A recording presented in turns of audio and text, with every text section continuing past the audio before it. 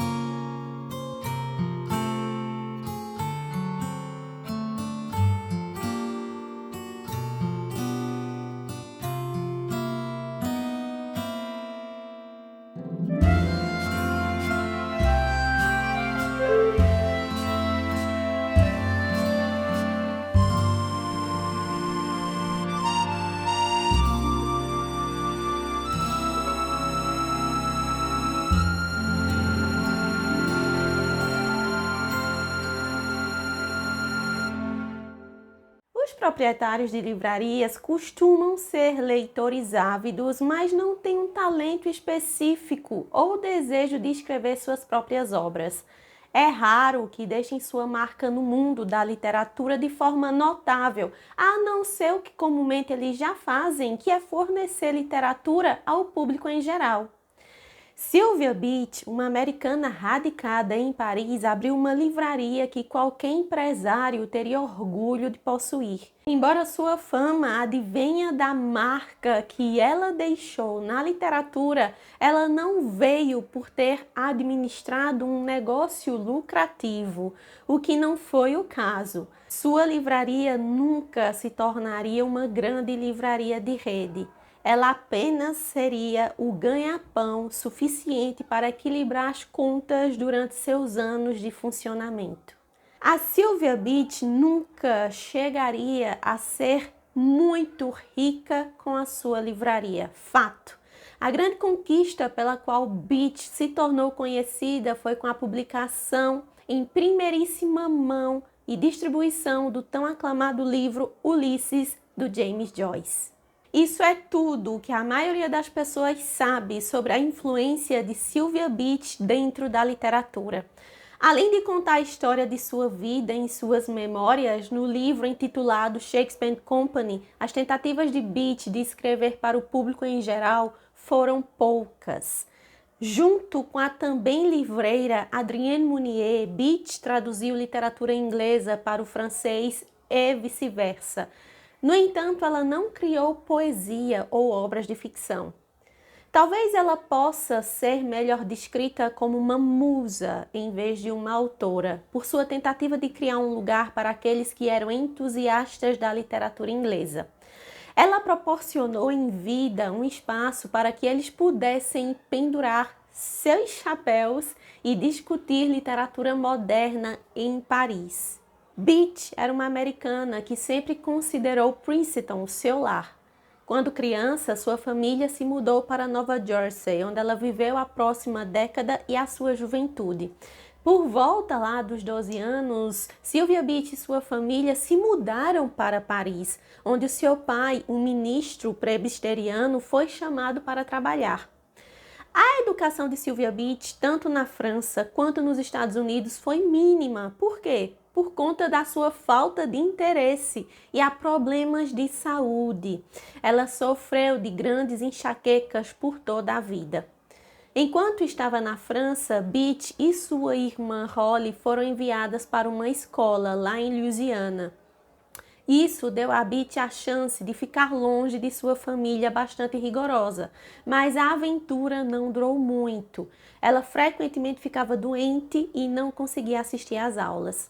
Então ela decide voltar a Paris, deixando Holly para trás. Em vez de frequentar as aulas regularmente e progredir na sua educação, como outras crianças de sua idade faziam, Sylvia Beach ficava em casa e lia vorazmente. Depois que a família deixou Paris, Sylvester Beach assumiu uma posição na igreja em Princeton, levando a família de volta para os Estados Unidos. Embora ela sempre considerasse Princeton seu lar, foi em Paris que Sylvia Beach passaria o resto de sua vida e que causaria um enorme impacto no mundo literário. Apesar de não ser uma das autoras conhecidas da livraria, ela foi uma musa para a maioria daqueles que passaram por lá e uma inspiração para muitas cartas, poemas, personagens e romances, além de ser a principal atração para muitos que visitavam parte da Cidade Luz. É quase impossível contar a história de Paris nas décadas de 1920 e 1930 e seus muitos autores sem mencionar Sylvia Beach. Nancy Woodbridge Beach nasceu em Baltimore, Maryland, em 14 de março de 1887. Ela mudou seu nome para Sylvia, embora a razão para a mudança não seja clara até hoje. O nome é curiosamente semelhante ao de seu pai, Sylvester, embora suas cartas arquivadas para a mãe provem que elas tinham um relacionamento muito mais próximo. Ela tinha duas irmãs, Holly e Cyprian, que também mudaram seus nomes. O nome completo de Holly era Mary Woolsworth Morris Beach. Cyprian nasceu como Eleanor Elliot Beach e mudou seu nome ao seguir uma carreira de atriz. Foi sua mãe, Eleanor Orbson, quem ofereceu a Sylvia Beach suas economias para que ela pudesse abrir uma livraria. Depois que as portas da Shakespeare Company foram abertas, a mãe de Sylvia Beach frequentemente visitava as três filhas que viviam na Europa por longas temporadas, deixando Sylvester em casa nos Estados Unidos. Enquanto crescia em Nova Jersey, a família de Beach nunca foi extremamente rica, mas eles conheciam muitas pessoas que eram. A família Stetson era uma famosa fabricante de chapéus e Beach, através deles, testemunhou a filantropia desde cedo, pois o Sr. Stetson levou as irmãs Beach para visitar a fábrica e depois visitar o hospital, onde seus funcionários e suas famílias podiam receber cuidados gratuitos quando necessário. Foi através da família Stetson que a jovem Sylvia Beach tomou consciência da filantropia que os amigos de sua família praticavam e de como eles podiam ser verdadeiramente generosos. Antes que Beach fosse cercada por escritores famosos e sua própria fama crescesse, seu pai estava cercado por muitas pessoas que faziam parte da elite rica americana. Embora Sylvia Beach não viesse de nenhuma família muito riquíssima, ela cresceu cercada por filantropia, por riqueza, por fama e prestígio. Essa criação pavimentou o caminho para o seu futuro. Seus esforços incansáveis para publicar um dos livros mais famosos do mundo e administrar o que se tornaria uma das livrarias mais famosas do mundo também, surgiram de sua apreciação para a literatura e pelas pessoas. Embora Beach não fosse uma escritora criativa, sua marca no mundo da literatura é impressionante. O nome de Sylvia Beach, assim como de sua livraria, pode ser visto em várias obras, baseadas tanto em fatos quanto em ficção, provando que ela foi uma mulher notável e que seu nome não deve ser esquecido. Ela foi muito mais do que a proprietária de uma simples livraria e biblioteca circulante. Ela administrava um negócio que oferecia aos seus amigos um santuário para aqueles que precisavam de um ouvido, um livro ou de um amigo presente. Ela se tornou amiga próxima de dezenas de artistas que passaram pela livraria. Ela conhecia suas famílias e as trouxe para sua vida e seu lar. O livro Ulisses, de James Joyce, como o conhecemos, surgiu graças aos esforços incansáveis de Sylvia Beach, pela sua paixão e seu amor pela literatura. A família de Joyce, né, sua esposa Nora, seu filho Giorgio e sua filha Lúcia tornaram-se muito afeiçoados à dona da livraria durante os muitos anos em que Beach trabalhou com o chefe de família que eles tanto amavam. Sylvia Beach administrava uma livraria e biblioteca circulante de língua inglesa em Paris, chamada Shakespeare Company. Pouco depois de abrir suas portas, seu negócio se transformou em um banco, em um correio e uma editora, devido às necessidades de sua clientela e ao seu desejo de agradá-los.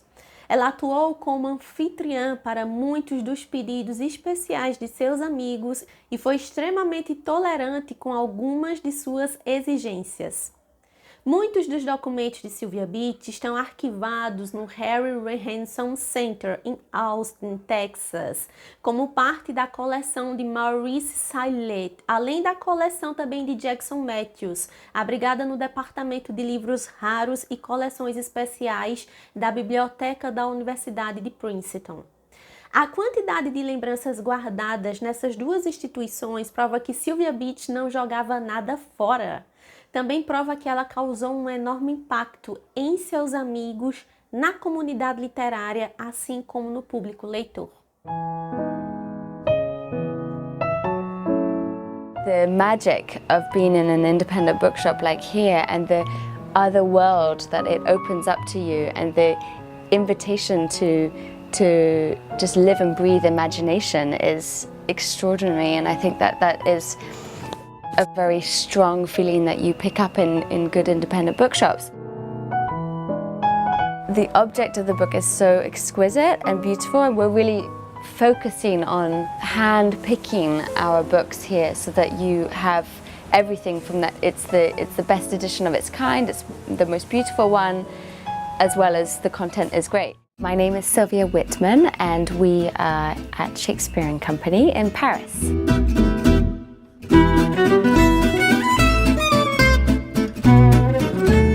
The history of Shakespeare & Company is fascinating. It started with a remarkable bookseller called Sylvia Beach.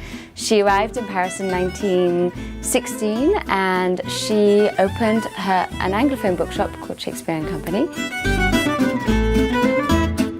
Her bookshop basically became a centre for Anglophone writers and a kind of exchange between French and Anglophone literature. And my father, George Whitman, who had already a bookshop in Boston, he came on the GI Bill and he was in Paris in the late 40s.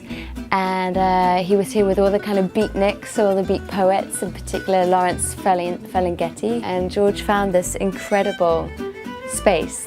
The building we're in is 17th century and it was originally a monastery, part of Notre Dame, which is probably one of the reasons why we sell so many copies of The Hunchback of Notre Dame.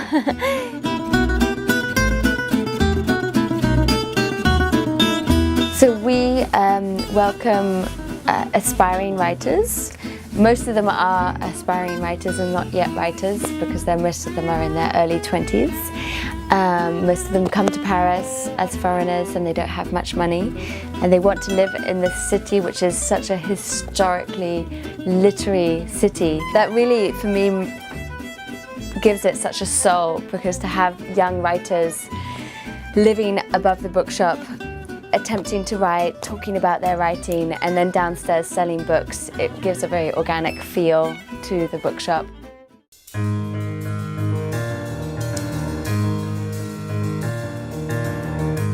In the future, I think that we want to, we feel like coffee and books go so well together, so we need a cafe. We really want to have a kind of underground cinema. And also, so basically just crossing the different paths of the arts, having an exhibition space, all of that feels like what we need to do, because we already have so many different artists and coming through the bookshop that it just kind of embraces that idea. 3 words to describe the bookshop would definitely be number 1, bohemian, number 2, eccentric, and warm. Yeah, and I think those 3 describe George the owner, because he's really the soul of the bookshop. So the three words describe him and the bookshop.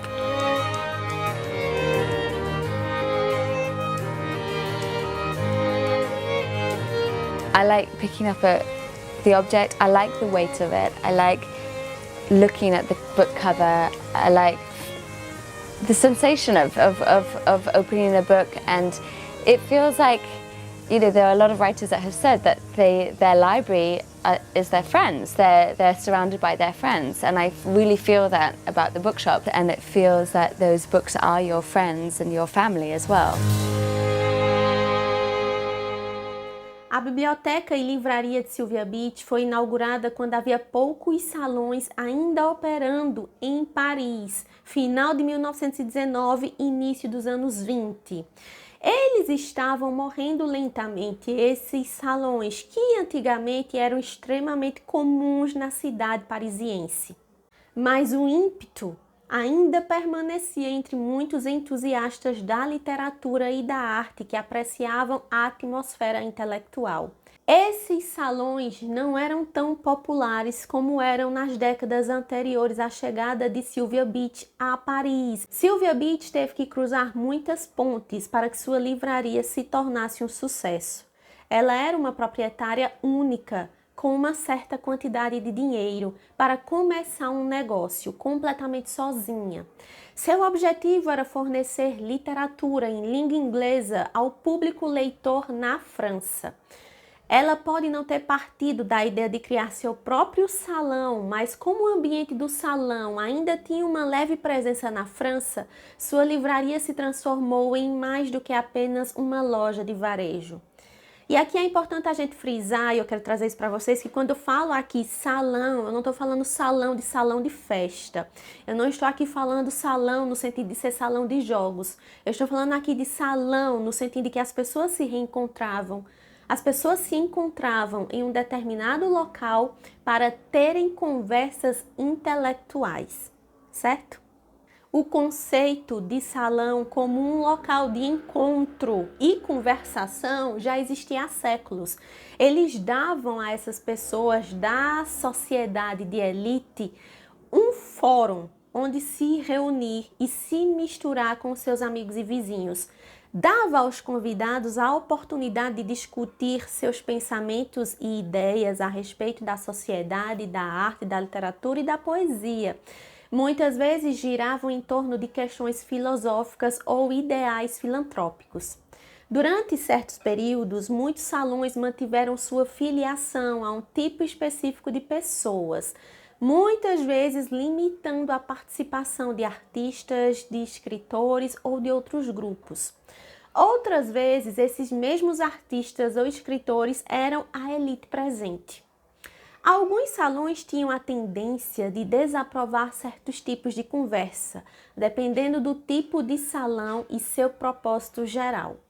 Muitos se concentravam em uma função específica. Havia salões que operavam estritamente para unir as pessoas como resposta ao clamor esmagador contra o governo, como um fórum político para o público em geral. Houve também aqueles criados para que as esposas da sociedade tivessem um lugar para fofocar com as suas amigas. E havia também salões que se centravam em discussões sobre literatura ou arte. Alguns se concentravam em entretenimento estritamente à elite e outros ainda estavam abertos para unir as pessoas na esperança de oferecer uma assembleia para estimular a conversa entre os amigos. Ao longo dos séculos em que os salões foram administrados, sua fama, ao mesmo tempo que tendia a crescer, também diminuía drasticamente. Embora a ideia do salão não tenha sido desenvolvida na França, refinaram seu conceito e o tornaram seu por mais tempo do que em qualquer outra sociedade. Quando se pensa em um salão literário ou não, o salão francês é mais frequentemente lembrado do que os demais. Nos primeiros dias do Salão Francês, Catherine de Vivonne, que se tornaria lá na frente Marquesa de Rambouillet, tornou-se proprietária do Hotel de Rambouillet e de um dos primeiros salões populares franceses. No final dos anos 1600, Madame Rambouillet projetou o layout especificamente para atender às necessidades de suas reuniões, reorganizando a estrutura típica. Ela sozinha, pessoal, organizou um lugar adequado, com um ambiente adequado. Seu marido lhe deu total liberdade para planejar o layout, confiando completamente à esposa essa tarefa. Ela providenciou a construção de uma escada na lateral da casa e no final do pátio, em vez de ficar no centro do edifício. A senhora Rambouillet destacou-se porque dirigia um salão popular, mas também porque foi uma das primeiras mulheres a fazer mais do que organizar as reuniões e organizar um chá. Ela planejou o layout do salão para acomodá-la e seus amigos enquanto eles se misturavam.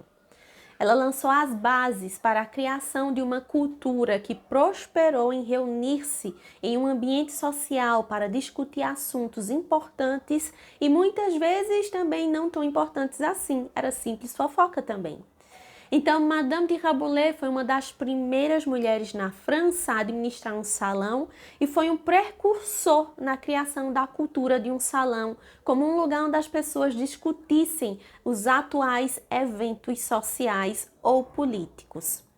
Ela não só entendeu a importância de reunir numa atmosfera do salão pessoas com o mesmo interesse, mas também entendeu que o layout era importante em termos de oferecer o mais desejável espaço para um grupo de pessoas que pudessem se divertir e socializar. Muitos anos depois de Madame Rambouillet, o salão francês incluía a elite ao lado da pessoa de classe média.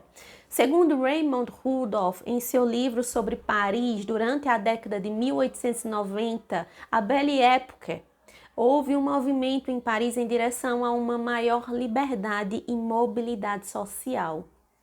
Então, Rudolph descreve a mudança dos salões mais antigos que estritamente entretinham a aristocracia e classes sociais mais altas.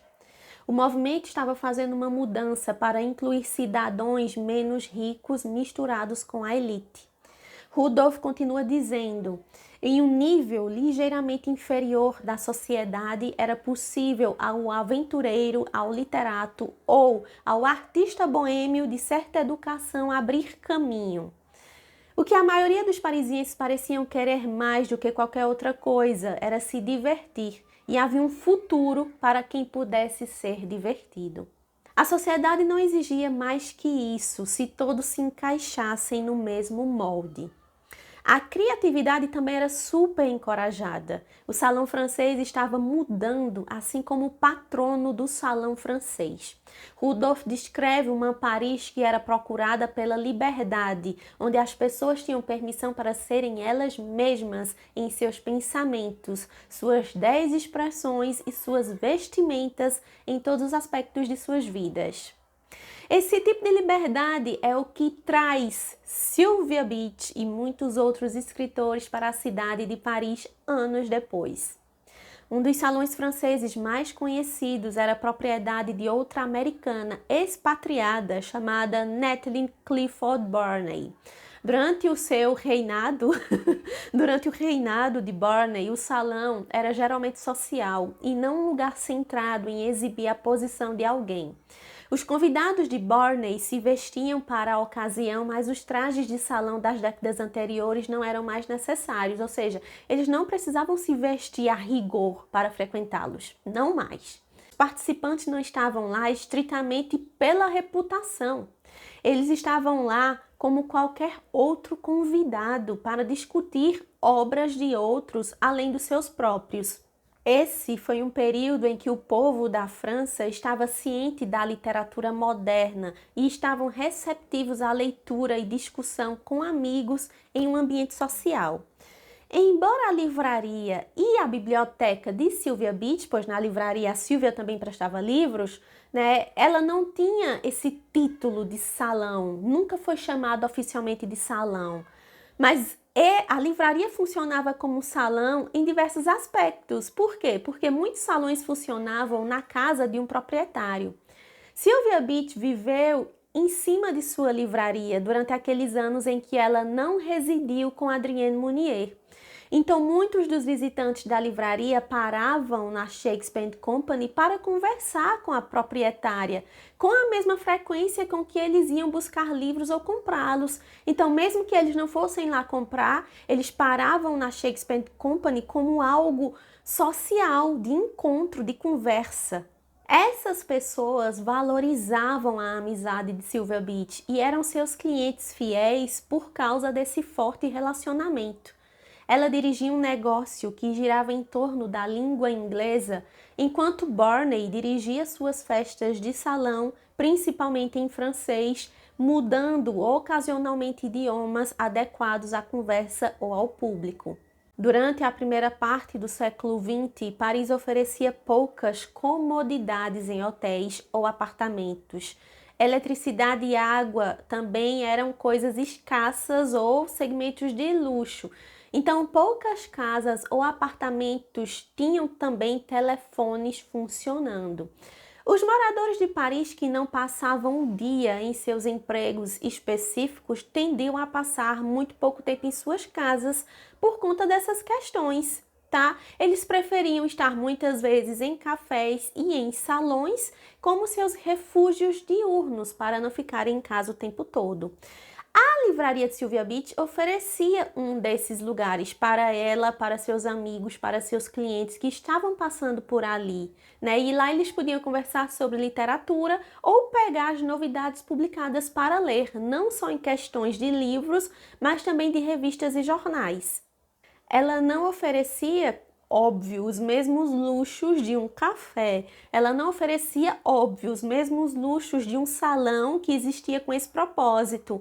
Ela não criou a livraria para fornecer chá e café. O que ela tinha era um lugar para sentar e discutir literatura ou simplesmente para ler silenciosamente. A livraria estava aberta durante o horário comercial típico parisiense, fechando para um almoço longo no período da tarde e reabrindo no início da noite, e que era fechado também aos dias de domingo.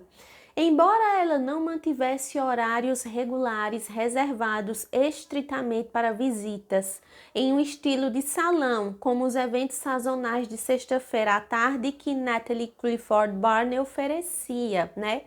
Ela ofereceu a mesma experiência, vamos dizer assim, só que em uma escala muito menor. Alguém poderia entrar na livraria em qualquer tarde e encontrar Ernest Hemingway ou James Joyce trabalhando com Sylvia Beach, obtendo suas opiniões sobre seus últimos trabalhos. Às vezes ela sediava reuniões após o expediente também. Anos depois que a famosa livraria de Sylvia Beach foi fechada, Catherine Ann Porter relembrou a loja em um artigo em que ela escreve e diz: no apartamento acima, ela se reunia de noite com alguns amigos, e esses amigos eram as mais variadas pessoas que eu já tinha visto na minha vida.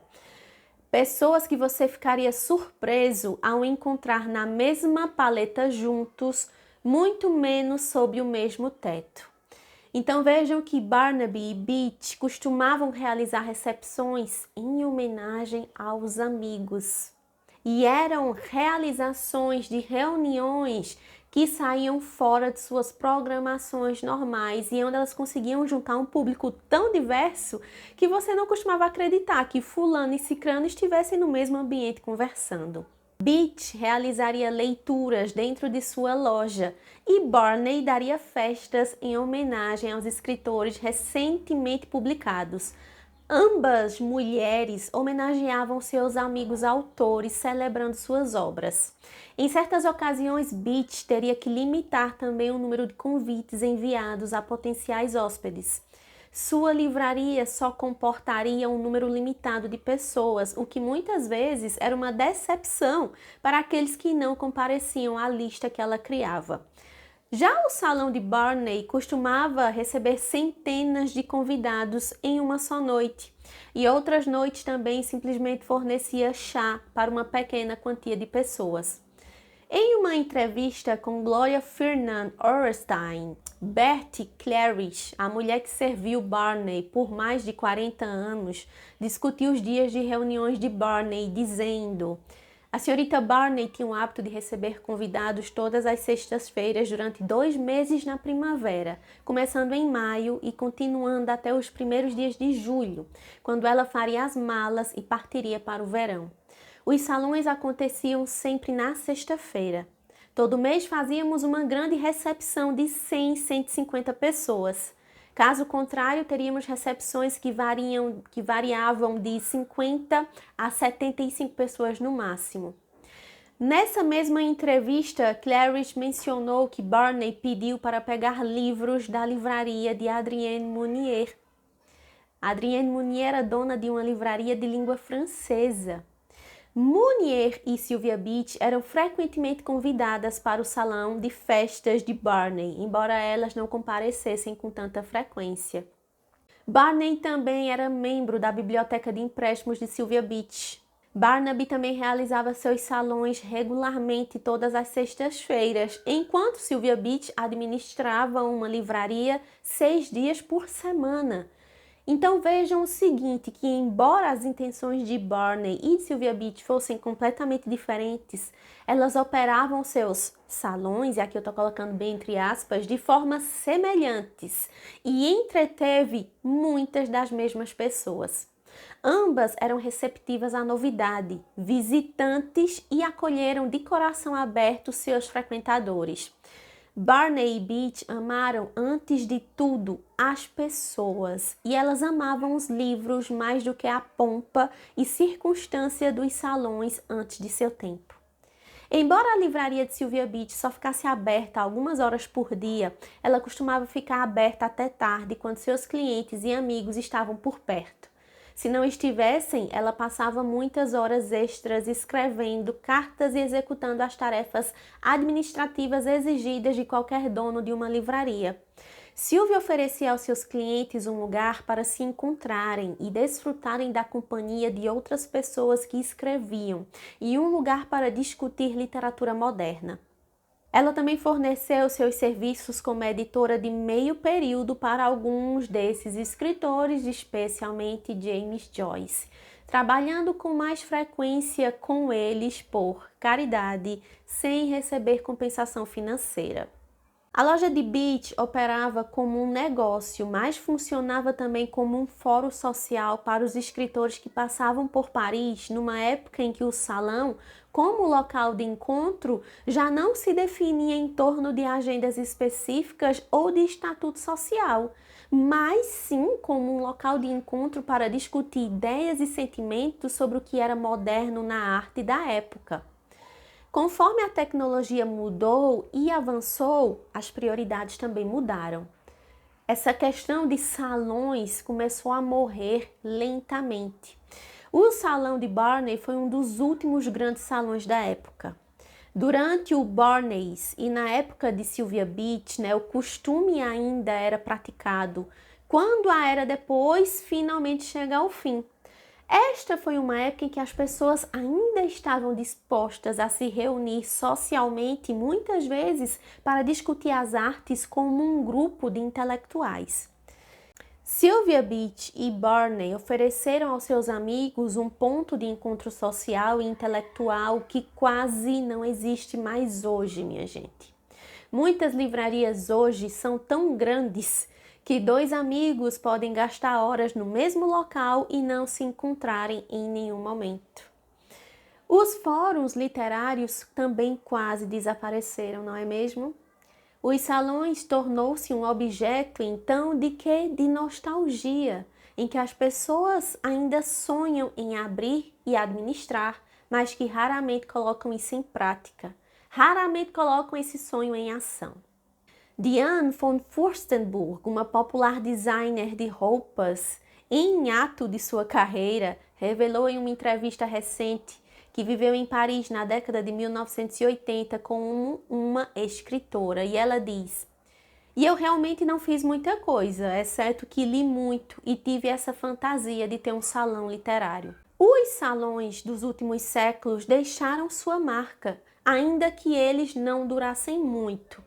Antes de Sylvia Beach abrir sua livraria de língua inglesa e que também era uma biblioteca de empréstimos, a La Maison des Amis de Livres, da Adrienne Monnier, foi aberta meio que da mesma forma. O sonho de Monnier, assim como o de Sylvia Beach, foi permitido acontecer graças a um presente generoso do pai. O pai da Adrienne, tá? O pai da Adrienne ficou gravemente ferido enquanto trabalhava e ele recebeu dinheiro de um acordo por causa dos ferimentos. Ela comentou certa vez: "Meus pais cometeram a sábia loucura de confiar a mim o pouco dinheiro que eles tinham." Então, ao contrário de Beach, Monnier abriu sua livraria com uma sócia que se chamava Suzanne Bonnier. E embora a dupla não tenha continuado a gerir o negócio em conjunto por muito tempo, Suzanne teve um peso muito especial na vida de Adrienne Monnier. Em suas memórias, As Horas Muito Ricas de Adrienne Monnier, ela fala sobre a pequena loja que ela abriu em novembro de 1915. "Nós queríamos apenas começar uma livraria e uma sala de leitura dedicada sobretudo às obras modernas. Tínhamos muito pouco dinheiro e foi esse detalhe que nos levou a nos especializar em literatura moderna." Monnier continua a revelar que se ela tivesse mais dinheiro, quando abriu a loja, a livraria, ela teria tido uma livraria muito maior, com uma variedade muito maior de livros, o que não aconteceu por realmente falta de recursos, por mais que ela tivesse sua sócia na época. Suas habilidades de negócios e de contabilidade provaria também ser muito semelhante aos de Sylvia Beach. Pouco depois da livraria de Monnier, que se chamava La Maison des Amis de Livres, que eu com certeza estou falando aqui errado para vocês, porque eu não sei francês, né? Escritores franceses começaram a patrocinar a livraria. Dentre eles eu trago para vocês Paul Valery, André Breton, Léon-Paul Farget e André Guidet. Então a livraria de Monnier tornou-se uma das mais importantes de Paris quase que imediatamente. Monnier realizou leituras em sua livraria e compareceu a elas em outros locais também. Em suas memórias, Monnier relembra uma sessão de poesia de vanguarda que ela compareceu na Galeria Rosenberg. Ela fala que havia muitas personalidades, entre elas Guidet. E como Guidet disse a mim, não sem uma ligeira ironia: "Uau, mas aqui só tem gênios." E eu respondi com uma destreza que ainda me espanta: "Mas, querido mestre, você não está olhando além da ponta do seu nariz." Ou seja, ironicamente, a Adrienne brinca com um amigo, dizendo que o amigo é bastante egocêntrico, mas por uma ligeira surpresa ele não está olhando apenas para o próprio nariz, ele está observando ao redor. A livraria e biblioteca de empréstimos de Adrienne Monnier foi a primeira do gênero na cidade. O conceito de biblioteca circulante, além de vender livros novos e usados, era novo em Paris nos anos 20. Adrienne Monnier abriu o caminho, de certa forma, para que a loja de Sylvia Beach pudesse acontecer e ofereceu aos parisienses um lugar para comprar livros ou simplesmente para estudá-los e analisá-los caso eles não estivessem prontos para se comprometer e comprá-los. De acordo com Thierry Benstock, a loja de Monnier incentivava as pessoas a navegar e sentar-se perto do fogão e ler, tomar um chá com ela e discutir os romances, volumes de poesia e resenhas que ela armazenava. Antes da livraria de Monnier, as livrarias de Paris não incentivavam a vadiagem. E eu realmente estou usando essa palavra aqui com vocês. Vadiagem. Monnier tornou-se amiga de muitos poetas e autores franceses, embora ela frequentemente preferisse estar cercada de livros ao invés de pessoas. Ela frequentemente dizia: "Eu vivo mais com livros do que com pessoas." o que quer dizer que posso facilmente viver sem pessoas. Há dias em que eu poderia facilmente viver sem mim. Embora ela admitisse gostar da solidão, Adrienne Monnier encorajava a companhia a sentar-se e a ficar confortável dentro de sua livraria. Ela amava a literatura o suficiente para abrir sua livraria e biblioteca, mas ela sentiu que sua opinião sobre literatura também era digna de ser publicada. Ao contrário de Sylvia Beach, Adrienne Monnier escreveu muitas resenhas, poesias e ensaios. A contribuição de Sylvia Beach para essa tarefa era apenas traduzir a obra de Monnier, poesia e contos, enfim, do francês para o inglês. Os artigos e resenhas de Adrienne Monnier foram impressos na Gazette des Amis des Livres, que ela publicou e financiou pessoalmente na época. Suas críticas ajudaram Monnier a se tornar conhecida pelos leitores parisienses como escritora local e dona de livraria. Embora Adrienne Monnier e Sylvia Beach compartilhassem seu amor pela leitura, pelos livros e pelos autores, Adrienne não estava disposta a abandonar sua paixão pela literatura simplesmente lendo-os e vendendo-os. Ela escolheu expressar sua opinião de forma impressa. Já Sylvia Beach poderia ter sido bem-sucedida se ela tivesse escolhido fazer o mesmo, considerando sua inteligência e seu amor pelo meio literário. Adrienne Monnier escreveu 2 artigos em francês sobre James Joyce depois que Ulisses foi publicado. Um deles se chama O Humanismo de Joyce e o outro se chama Ulisses de Joyce e o Público Francês. Se vocês procurarem aí na internet, vocês vão achar, tá? Ambos foram traduzidos também para o inglês pela Sylvia Beach, então vocês vão conseguir ter acesso a esse material ou no original ou em inglês. Quando Sylvia Beach decidiu abrir uma livraria de língua inglesa em Paris, o momento não poderia ser o melhor, embora ela estivesse abrindo esse empreendimento logo após o final da Primeira Guerra Mundial. O custo de vida na França nessa época era muito menor do que a dos Estados Unidos. A atmosfera de salão em Paris estava em declínio, certo? Embora não tivesse ainda desaparecido completamente, mas viver em Paris tinha suas vantagens por conta da qualidade de vida que era mais barata. Natalie Barney administrou seu salão com sucesso e as pessoas em Paris estavam abertas a passar tempo na companhia de outras pessoas discutindo literatura, seja em um salão adequado ou nas bibliotecas de empréstimos recém-inauguradas. Sylvia Beach abriu seu negócio com muitos obstáculos pela frente, porque, senhoras e senhores, nem tudo também são flores, né?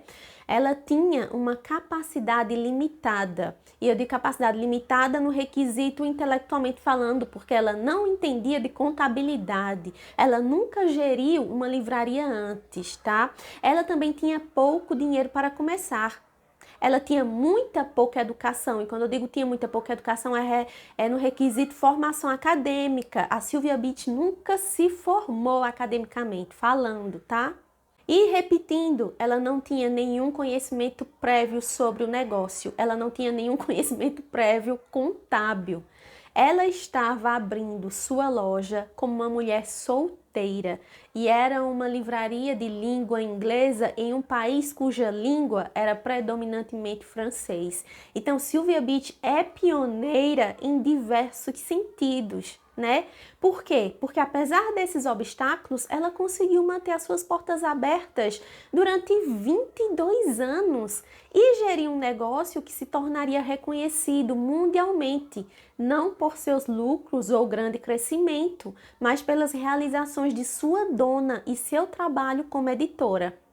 Ela não abriu seu negócio com a ajuda de um verdadeiro parceiro de negócios como um sócio ou uma sócia, embora ela tivesse a orientação de uma grande amiga na época, que foi a Adrienne Monnier, cuja experiência da Adrienne Monnier seria verdadeiramente inestimável para Sylvia Beach, que precisava muito na época de uma ajuda. E uma vez que ela estava com as portas abertas, os falantes de inglês afluíam à pequena loja de Sylvia Beach com a mesma magnescência, magnetismo, paixão e admiração que trouxe Beach e Adrienne Mounier para a Rua do Odeon. A bookshop is a magic chamber. I really like that expression. My father said that this bookshop was like his unwritten novel and every corner was a chapter from the book.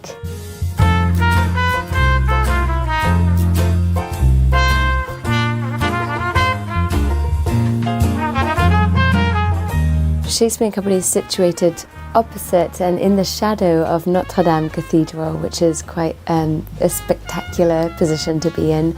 The view from our windows never gets tired. The building's 17th century, and it used to apparently be connected as a monastery connected to Notre Dame. The river is lined with bouquinistes, which gives a very particular atmosphere. We're really just on the river, so it's difficult to miss us.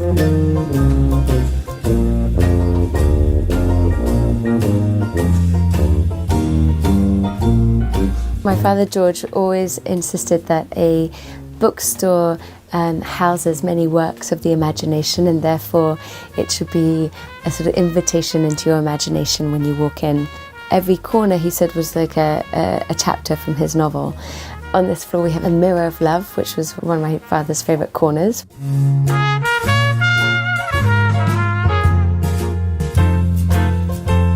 So this is the piano room, and this is where we also welcome writers to sleep.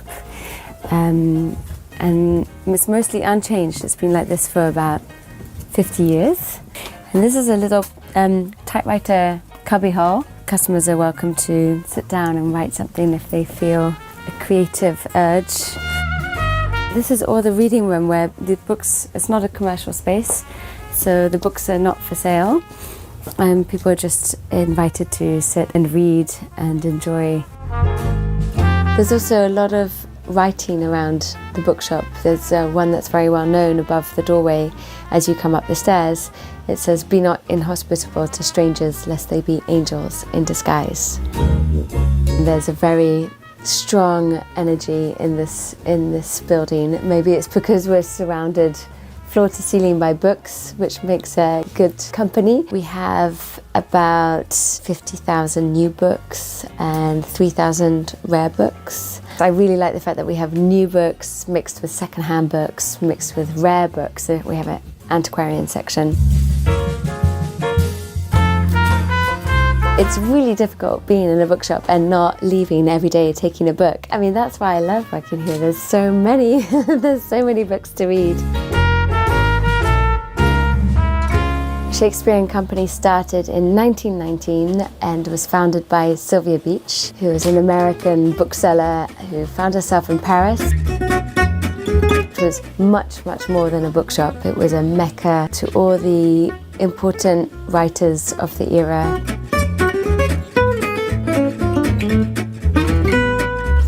That's the sort of first chapter of Shakespeare & Company. My father, George Whitman, another American and another book lover, arrived in Paris in the late 40s, and he opened his bookshop in 51, and he very much wanted to try and create a similar space to the one that Sylvia Beach had. He used to describe his bookshop as a socialist utopia masquerading as a bookstore. Grew up here for the first few years of my life. I highly recommend growing up in a bookshop.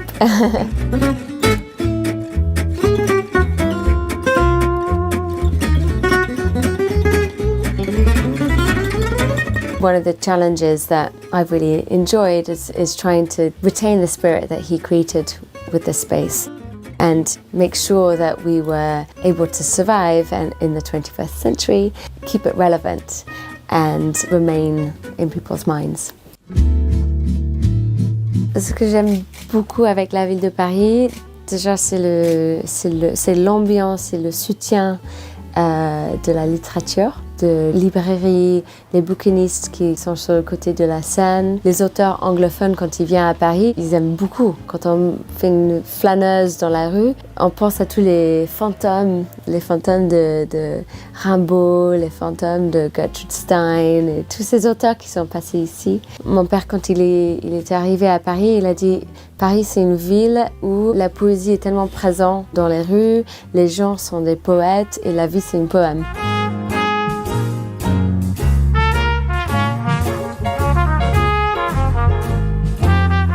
My name is Sylvia Whitman and I am a bookseller at Shakespeare & Company.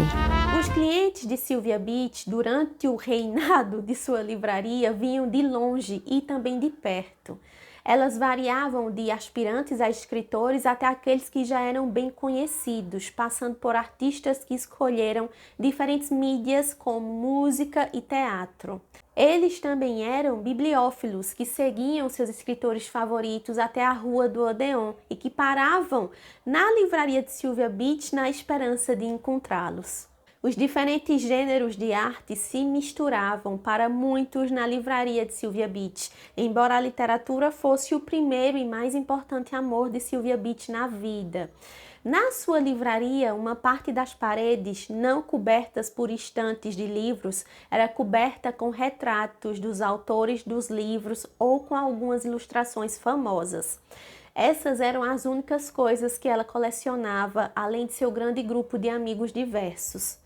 Sua amiga e cliente da livraria, bastante conhecida, chamada Gertrude Stein, cobriu as paredes de sua casa com dezenas de pinturas de obras de artes, muitas das quais são agora bastante valiosas, mas que na época ninguém dava nada, ninguém conhecia, porque ela comprava as obras dos seus amigos.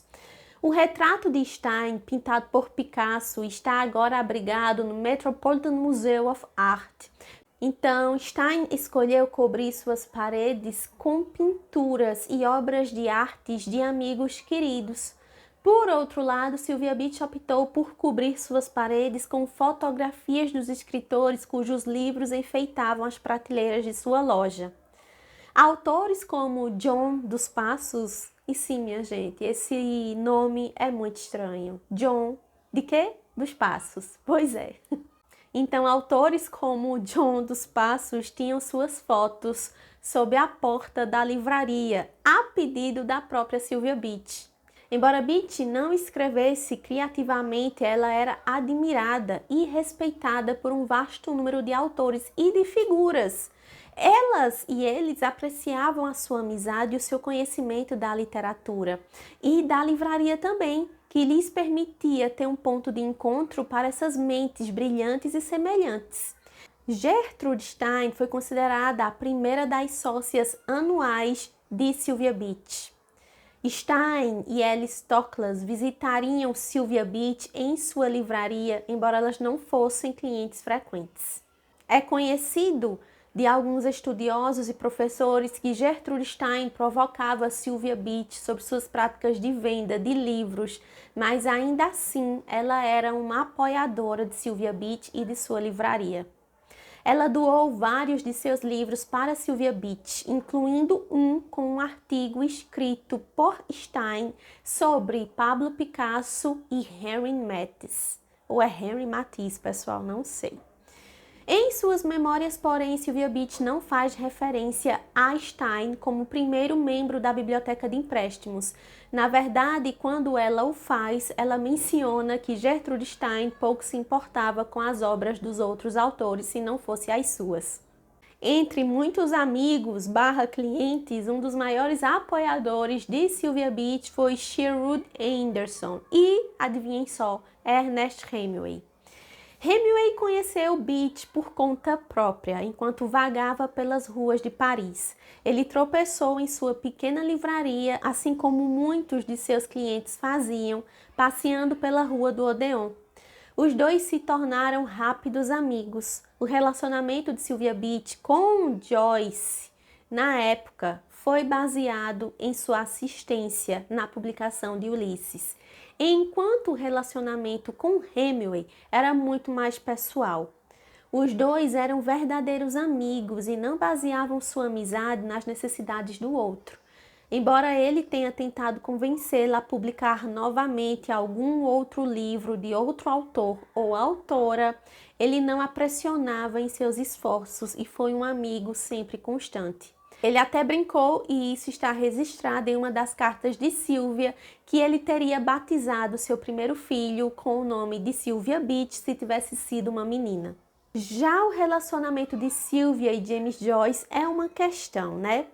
A tarefa de trabalhar como editora de James Joyce não foi lá muito fácil. Joyce confiaria em Sylvia Beach muito mais do que apenas publicar o seu livro. Ele pediria a ela inúmeros empréstimos e confiaria nela para suas preocupações postais e continuaria a retirar livros de sua biblioteca circulante, às vezes mantendo-os por anos. Ou seja, ele pegava livro, minha gente, e não devolvia. No livro Em Paris Era uma Mulher, Andrea Weitz afirma que Beach serviu como parteira da carreira de James Joyce, dedicando-se à publicação e a promover seu trabalho e garantir que Joyce e sua família de 4 pessoas tivessem acesso adequados a fundos financeiros. Esse envolvimento de 12 anos não foi apenas um imenso esforço emocional e financeiro, mas isso também levou a Sylvia Beach a receber ameaça de prisões e a quase ter uma eventual falência em sua livraria. Apesar de Joyce ter um contrato redigido entre sua editora e ele próprio, um facsímile é publicado nas memórias de Sylvia Beach. Ele vendeu Ulisses para Random House. Sylvia Beach teve os direitos de publicação praticamente arrancados dela por James Joyce e seus novos parceiros. Embora ela tenha sido queimada pelo autor e não tenha recebido nenhum pagamento monetário em compensação pela sua contribuição ao autor e à sua obra, ela consegue esconder isso.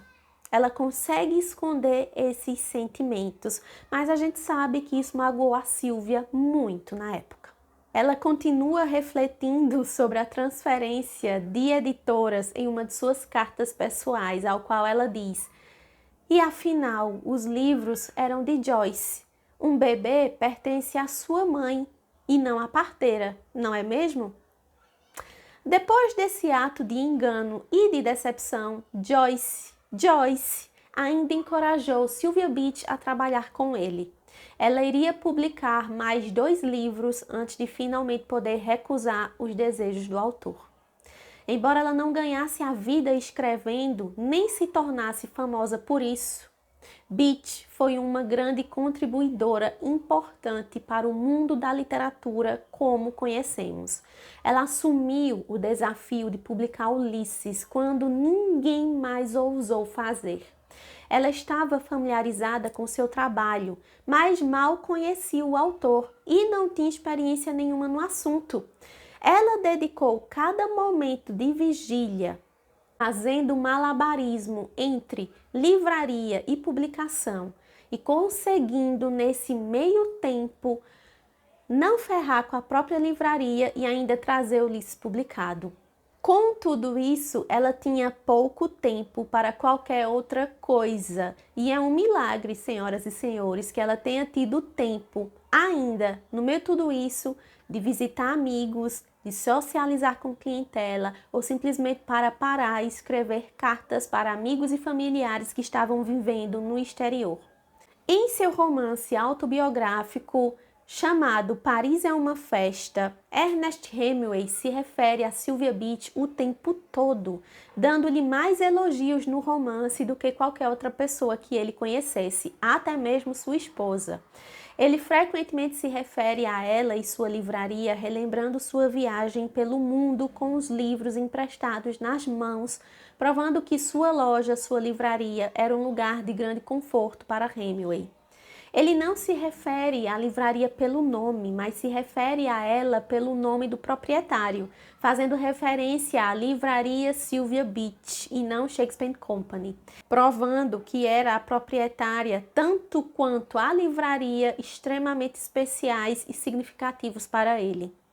Embora Sylvia Beach não fosse conhecida como nunca ficou conhecida como uma grande escritora, já falei isso aqui umas 3 vezes, estou falando agora pela 4ª vez, ela contou sua história em um livro de memórias chamado Shakespeare Company. Felizmente para o público leitor, o livro não é apenas uma história sobre os esforços para publicar um romance infame como Ulisses, graças a Deus. Mas ela também passa por outras questões. Ela fala sobre sua vida e fala sobre a vida de muitos autores de quem ela era amiga. Ela tinha uma inteligência que teria sido útil se ela tivesse escolhido escrever ficção, ou mesmo escrever trabalhos para as pequenas publicações que apareciam para todos os Estados Unidos, Inglaterra ou França. Ler sua própria obra é entender seu talento e sua personalidade. Ela escolheu deixar que a escrita viesse dos outros, mas ela tinha um talento para a criatividade e humor que muitos escritores hoje não têm. Se ela tivesse escolhido contribuir para as pequenas circulações, para os pequenos periódicos, possivelmente apenas para introduzir novos livros ou poemas ou contos que estavam surgindo na época, ela sem dúvida teria sido bem-sucedida, pessoal. Uma pena que ela não fez. Como resultado da ocupação nazista na França, por fim, a Shakespeare & Company desaparece da noite para o dia. Sim, pessoal. Os americanos foram considerados persona non grata na França quando os Estados Unidos entraram na guerra. De acordo com um livro de Sylvia Beach, ela foi forçada a se registrar com os alemães a cada semana. E ela acabou sendo detida e forçada a ficar num campo de detenção durante vários meses. Esse campo de detenção era um campo diferente daqueles campos de detenções onde iam os judeus. Sorte dela, né? Sorte dela. Porém, antes dela ter sido levada, Beach relembrou o dia em que um soldado alemão, um ávido fã de James Joyce, entrou na sua livraria querendo comprar o exemplar de Finnegan's Wake que estava exibido em sua janela, na sua vitrine. E Sylvia Beach se recusou, pois era sua última cópia, e o soldado alemão saiu completamente descontente. Como precaução, ela retirou o livro de exposição. O soldado voltou dias depois exigindo a cópia. Mais uma vez, Sylvia Beach recusou. O alto funcionário, extremamente perturbado neste ponto, ameaçou voltar e confiscar todos os pertences da loja. Com isso, Sylvia Beach decidiu que todo o seu conteúdo da livraria deveria ser removido e escondido por segurança. Então, a remoção desses itens aconteceu de forma muito rápida e de uma só vez. Apesar dela ter ficado detida durante vários meses, os livros de Sylvia Beach permaneceram seguros e ela foi capaz de mantê-los depois que ela foi libertada. A vida incrível de Sylvia Beach chegou ao fim em 6 de outubro de 1962, o dia em que um amigo íntimo de Adrienne Monnier, chamado Maurice Sallet, encontrou seu corpo. Ela havia morrido já há algum tempo de aparente insuficiência cardíaca. Seus serviços funerários foram realizados na França e as cinzas foram enviadas para Princeton, Nova Jersey, o lugar que ela sempre considerou seu lar. Por meio de suas amizades com muitos dos melhores escritores do mundo e de sua influência em suas obras, Sylvia Beach deixou uma marca que poucos poderiam igualar. Hoje, ela é mais comumente conhecida como a pessoa que ajudou a publicar Ulisses quando nenhuma outra pessoa ou empresa faria. Mas ela, pessoal, foi muito mais do que isso.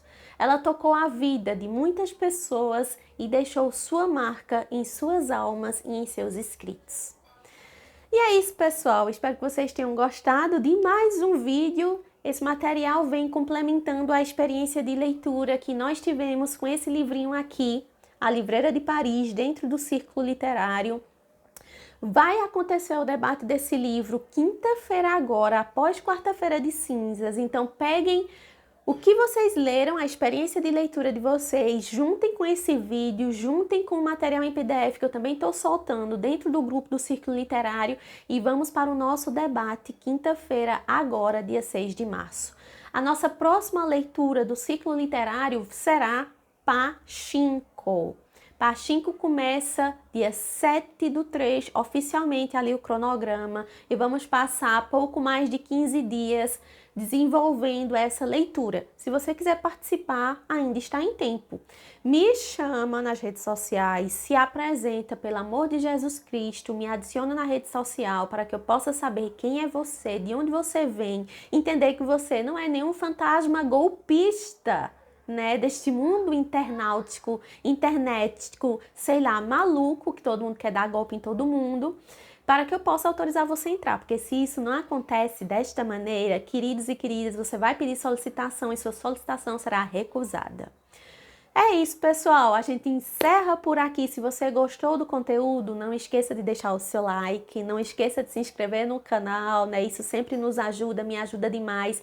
Somos tão pequenininhos e eu principalmente sou tão pequenininha aqui, mas eu tô adorando estar aqui nessa plataforma. Estou gostando muito mais de estar aqui do que estar nas outras redes sociais por aí, tá? Então, qualquer pergunta, qualquer dúvida, vocês deixem aqui que eu sempre passo olhando vocês, respondo todo mundo e a gente vai construindo essa conversa e essa comunidade muito sadia dentro da literatura. A gente se vê no próximo vídeo, pessoal. Até mais. Tchau, tchau. I run a bookshop where we lend English language books and journals to our members. What is the name of your library? It is called Shakespeare and Company.